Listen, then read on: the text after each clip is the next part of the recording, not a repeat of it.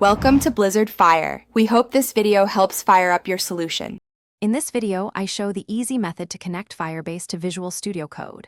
You need Node.js version 14 or later installed on your machine. Install the Firebase CLI with npm install g-firebase tools and sign into your account. Create a Firebase project in the console and copy the project ID. Open your project folder in VSCode and install the Firebase extension. I will show initialization, emulator use, and real-time database connection steps. Follow commands in the integrated terminal to keep everything reproducible and clear. Start by opening the VSCode integrated terminal and navigating to your project folder.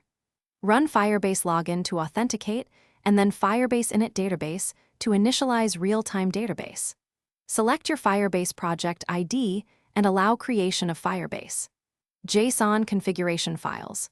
Install Firebase SDK in your project with npm install Firebase at 9 and save the dependency. Import initialize app and get database functions in your JavaScript or TypeScript entry file. Use your project config object from the console. Test locally using Firebase emulators. Start and verify database reads and writes on port 9000. Set database rules. JSON rules to allow authenticated read and write, then test with emulator auth. For server-side access, use the admin SDK with a service account JSON key.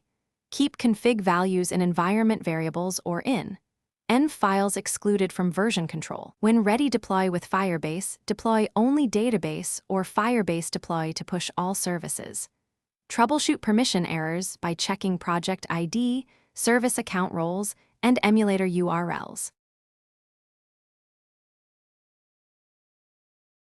Thanks for watching. If you found this helpful, don't forget to like and subscribe.